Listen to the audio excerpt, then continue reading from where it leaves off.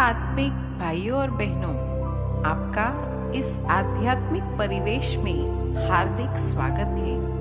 हम सब जानते हैं कि सृष्टि एक रंगमंच है, जहाँ प्रकृति, पुरुष और परमात्मा का अद्भुत नाटक चल रहा है। वास्तव में धरती पर जब से हम आए हैं, तब से हमारे अनेक साथी सहयोगी बने हैं। अनंत काल से प्राप्त हो रही इनकी सेवाओं के हम ऋणी हैं। देखा जाए तो इनकी अतिशय सेवाओं की गणना भी नहीं की जा सकती, परंतु इतना उपकृत होकर भी मानव इनके प्रति कृतज्ञ नहीं रहा। उसने इन सभी का बलपूर्वक दोहन किया है। यही नहीं, आभार की बजाय उसने अनेक प्रकार के अत्याचार भी किए हैं। परिणामतः वर्तमान हालत में मानव अपना सुख, शांति, आनंद सब गवा चुका है। आखिर इनकी पुकार क्या है सुने। इनकी वर्तमान कहानी खुद उनकी ही जुबानी।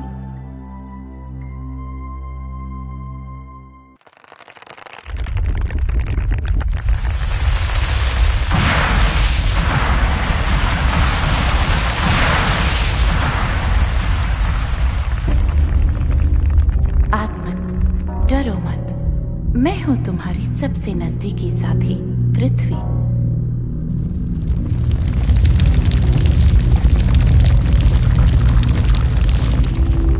तुमने ही मुझे मातृभूमि, रत्न गर्भा, धरती माता जैसे बहुत ही अच्छे अच्छे नामों से पुकारा है।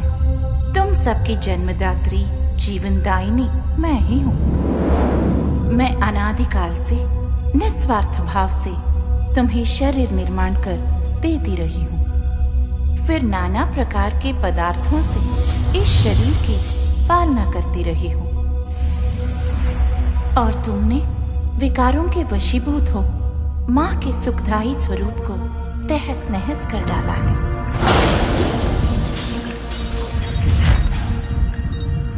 परिणाम स्वरूप भूकंप, भूस्खलन, ज्वालामुखी जैसे भयानक आघात तुम्हें भयभीत किए रहते हैं।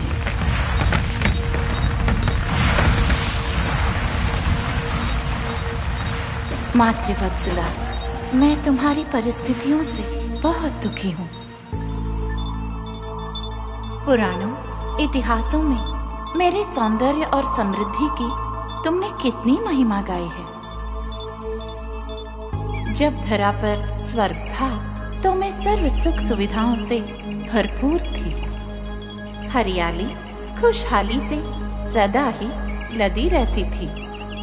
कवियों ने मेरे गुणगान में कविताएं लिखी, चित्रकारों ने खूबसूरत चित्रण किए हैं। मैं मणिमाणिक्य, सोने चांदी जैसी संपदाओं से भरी रहती थी, किंतु कलयुगी लोगों की अति लोलुपता और जनसंख्या विस्फोट के कारण मैं तार तार हो दुखी रहती हूँ। मकानों, दुकानों को सजाने के लिए तुमने मेरे श्रृंगार, पेड़ पौधों को उजाड़ दिया है। ऊंची अट्टालिकाएं, बांध व सड़कें बनाने के लिए तुमने कहीं खाइयां खोदी तो कहीं पहाड़ों को छेद डाला और मुझे खाली खोखला कर दिया। अब मैं बिल्कुल ही अपना संतुलन खो चुकी हूँ।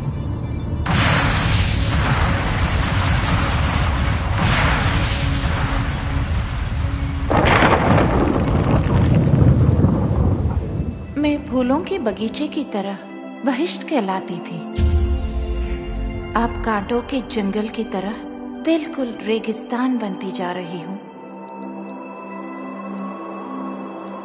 अब पुनः तुम्हें ही अपनी माँ को शस्य श्यामला, उपजाऊ, समृद्ध एवं खुशहाल बनाना होगा। तुम्हारे संस्कार परिवर्तन द्वारा सृष्टि के नव सृजन की मैं आतुरता से प्रतीक्षा कर रही हूँ, ताकि मैं पुनः अपनी संतानों को ममता की छाया प्रदान कर सकूं।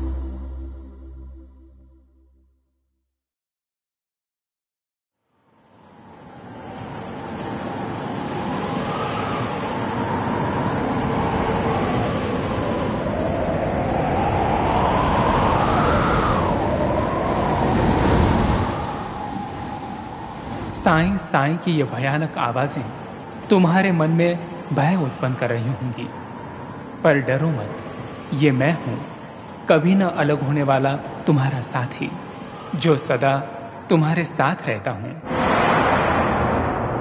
हाँ, ये मैं हूं, वायु।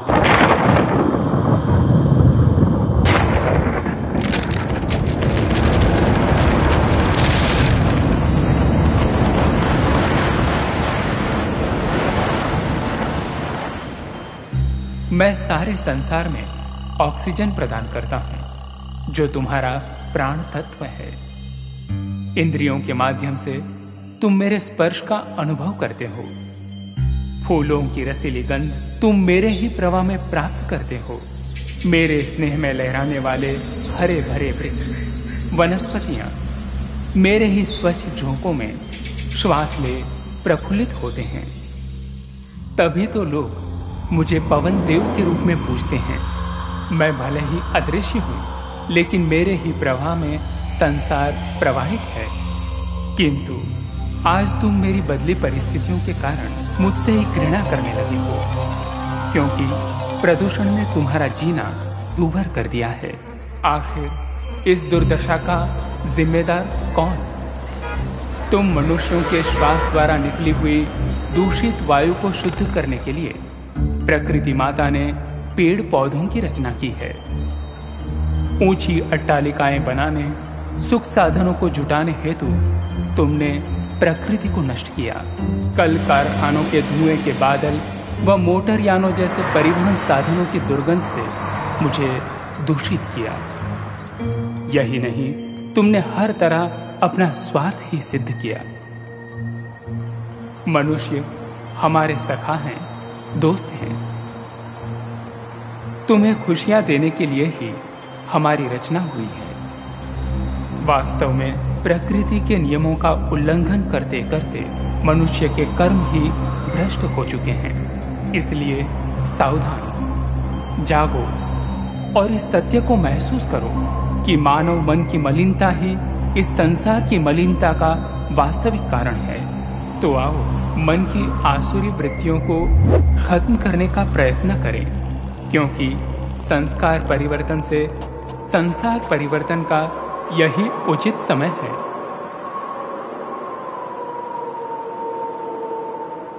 अभी नहीं तो कभी नहीं।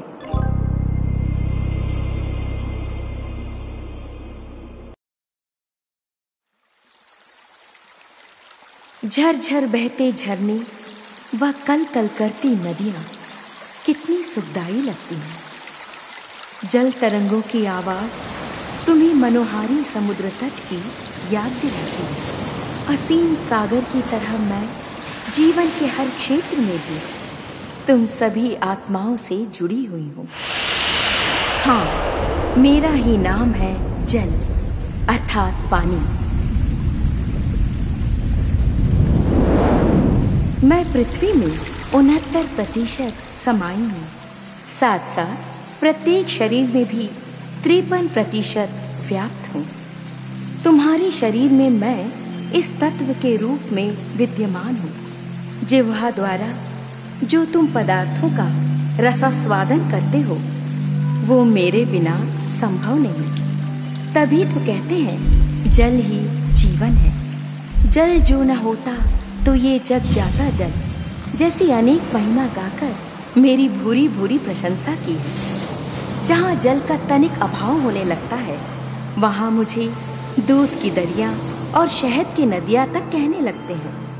गंगा यमुना सरयू निर्मल कहते हुए लोग मेरी स्तुति किया करते हैं। तुम जलपान करते प्यास से तृप्ति का अनुभव करते हो। शुद्धता व शीतलता के लिए स्नान आदि में भी मेरा उपयोग होता है। यही नहीं, जीवन जगत के लिए आवश्यक अन्न व फलादि उत्पादन में सिंचाई के रूप में भी मुझे प्रयुक्त करते हो। मंदिरों में चरणामृत व अभिषेक के रूप में मैं कितनी प्रयोग की जाती हूँ। मुझ में डुबकी लगाकर लोग मुझे पतित पावनी भी कहते हैं। देखा, कहाँ नहीं हूँ मैं, लेकिन मेरी शीतलता एवं सुखदायी स्वरूप से लाभ लेने की बजाय तुमने आज मुझे हदों में विभाजित कर दिया है। ये जल समस्या, जल विवाद, लड़ाई झगड़े सब इसी का ही तो परिणाम है। जगह जगह बांध बनाने तथा गंदगी डालते रहने से धरती ही मरुस्थल बनती जा रही है। तटों को सुखाना, नगरों को बसाना पृथ्वी व पर्यावरण में असंतुलन पैदा करता जा रहा है, जिसकी परिणति में तुम्हें सुनामी जैसी आपदाओं से जूझना पड़ता है।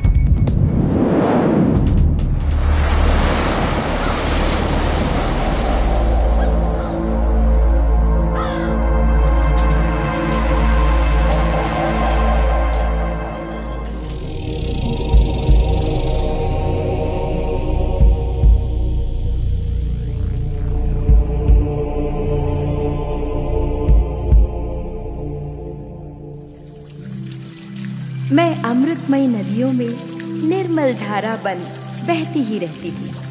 सबको धोकर शुद्ध करने वाली मैं आज इतनी मलिन हो गई हूँ कि मुझे ही शुद्ध करने की नितांत आवश्यकता आन पड़ी है।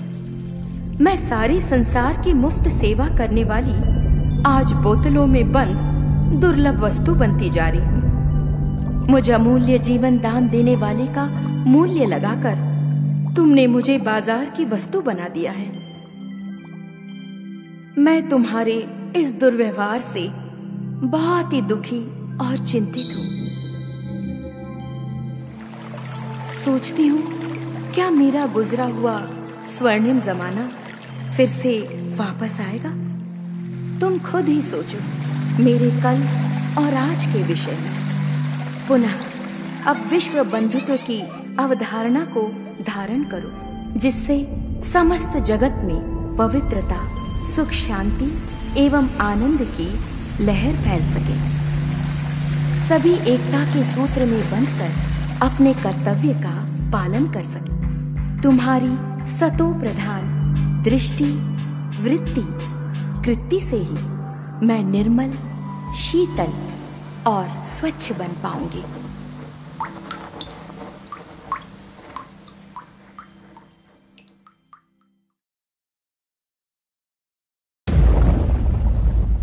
मैं नहीं समझता कि मेरी पवित्र सेवाओं के विषय में कुछ कहने की जरूरत है।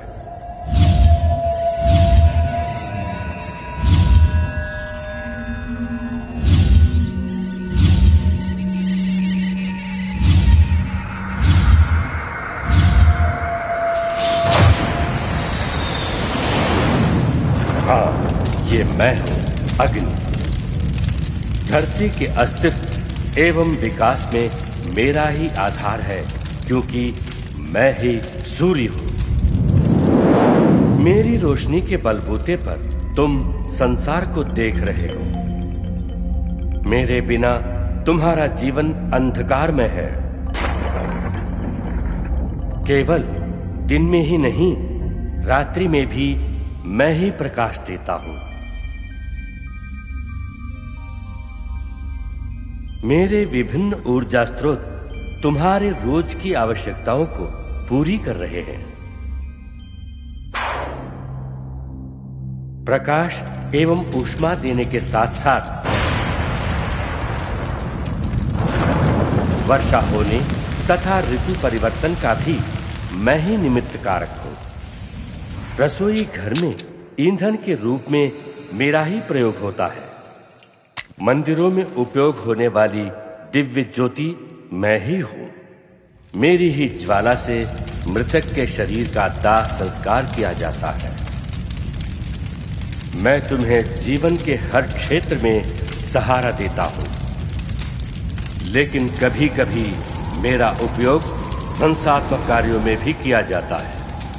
क्रोध, व हिंसावश आगजनी में सरकारी व गैर सरकारी संपत्ति नुकसान कर देते हैं। अपना वर्चस्व कायम करने के लिए युद्धों में व अणुयुद्धों में मेरा दुरुपयोग कर अपने अहम को सिद्ध करते हैं।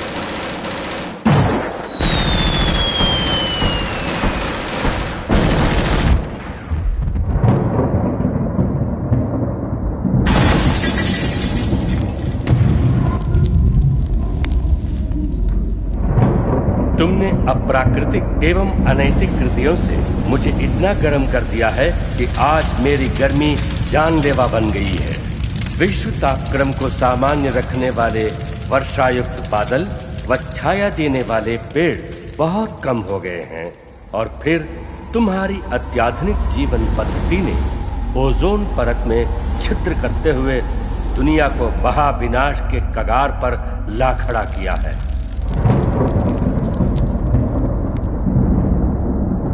सृष्टि के आदि काल में मैं शांत था, दिव्य सृष्टि को उतनी ही गर्मी प्रदान करता था जितनी की आवश्यकता थी। मुझसे किसी को हानि नहीं होती थी। मैं चिर बसंत प्रदान किए था।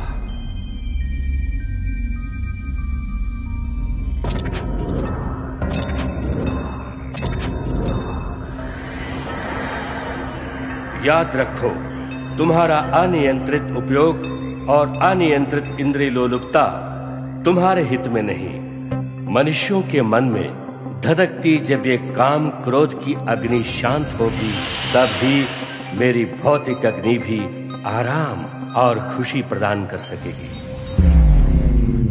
अतः समय के संकेत को समझो और अपने कर्तव्य का पालन करो।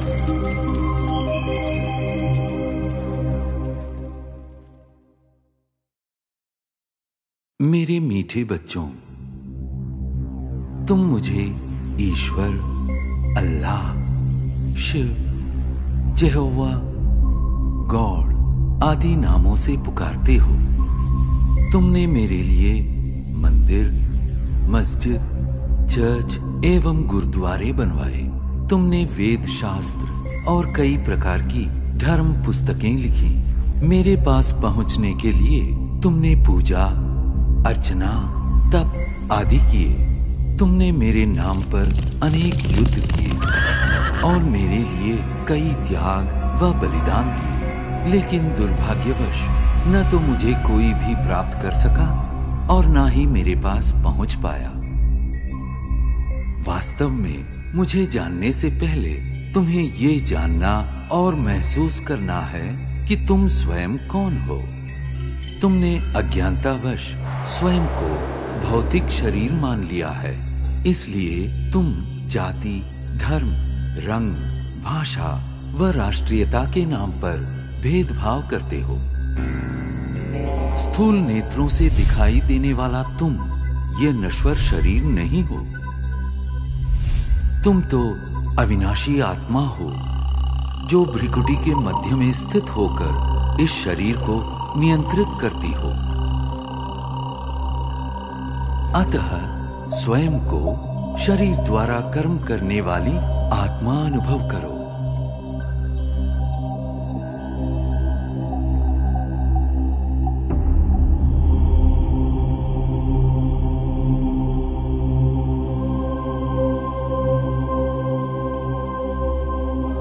अब कुछ क्षणों के लिए सांसारिक बातों व उनके वातावरण से स्वयं को अलग करो। इस देह को भूल अपने आप को भ्रिकुटी के मध्य में चमकता चैतन्य सितारा अनुभव करो। वास्तव में तुम यही हो, अति सूक्ष्म ज्योतिर्बिंदु आत्मा। अब क्रमशः तुम्हारी यात्रा आरंभ होती है। इस भौतिक दुनिया और देह से ऊपर उठकर नीले गगन की ओर।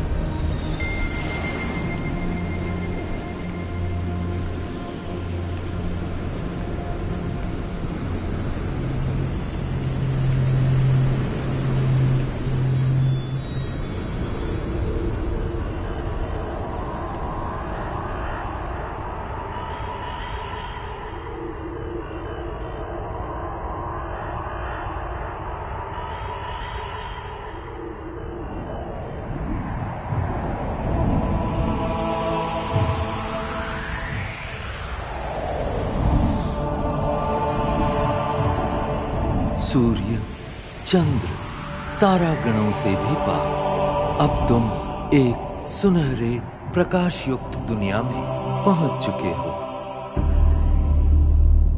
ये वो आत्माओं की दुनिया है जिसे ब्रह्मलोक, शांति धाम, मुक्ति धाम व परम धाम कहा जाता है। ये मधुर शांतिपूर्ण दुनिया तुम आत्माओं का और मेरा भी मूल निवास स्थान है। मैं तुम आत्माओं का पिता, परम पिता परमात्मा शिव हूं। तुम आत्माओं की तरह मैं भी अति सूक्ष्म हूं। ज्योतिर्बिंदु होते हुए भी ज्ञान गुणों में सिंधु के समान हूं। मैं सर्वशक्तिमान जन्म मृत्यु के चक्र से परे होने के कारण सदा पावन हूं। तुम सब आत्माएं मेरी प्रिय संतान हो। प्रारंभ में तुम आत्माएं भी मेरे साथ परम धाम में ही निवास करती थी। बाद में तुम जन्म और कर्म का अविनाशी अभिनय करते सृष्टि नाटक मंच पर अवतरित होते हो।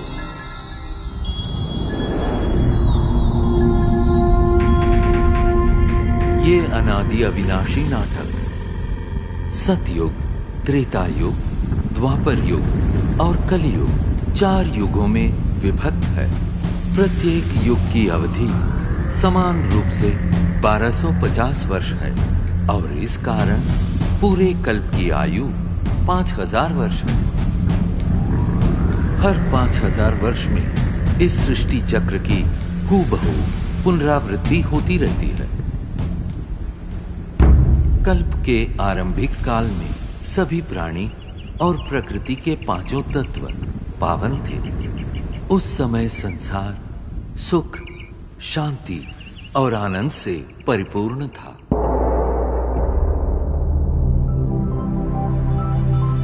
यही वो समय है जिसे सतयुग और त्रेता युग के नाम से जाना जाता है, जहां तुम देवी देवता के रूप में रहते थे। इस 2500 वर्ष की अवधि को स्वर्ग, बैकुंठ, बहिष्ट, जन्नत, पैराडाइज आदि नामों से जाना जाता है। सतयुग अर्थात स्वर्ण युग में श्री लक्ष्मी और श्री नारायण का अटल अखंड राज्य था। तत्पश्चात त्रेता युग अर्थात रजत युग में श्री सीता एवं श्री राम ने राज्य किया।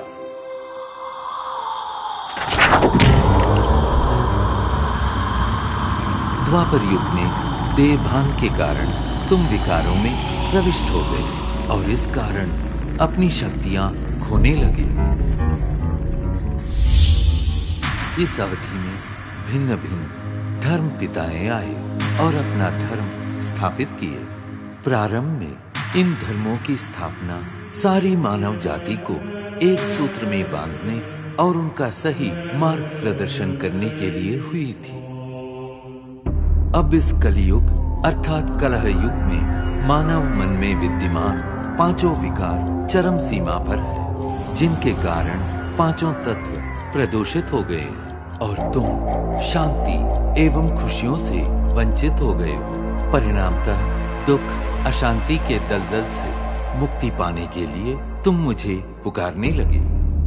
यदा यदा हि धर्मस्य ग्लानिर्भवति भारत अभ्युत्थानमधर्मस्य तदात्मानं सृजाम्यहम् परित्राणाय साधूनां विनाशाय च दुष्कृतां धर्म संस्थापनार्थाय संभवामि युगे युगे। जब जब धर्म की ग्लानि होती है एवं अधर्म व पाप में वृद्धि होती है, तब तब सत धर्म की स्थापना और श्रेष्ठ विश्व नवनिर्माण हेतु मैं धरती पर अवतरित होता। इस दिव्य व पावन अवतरण के काल को संगम युग कहते हैं। कलियुग और सतयुग के संगम का ये समय अत्यंत कल्याणकारी है।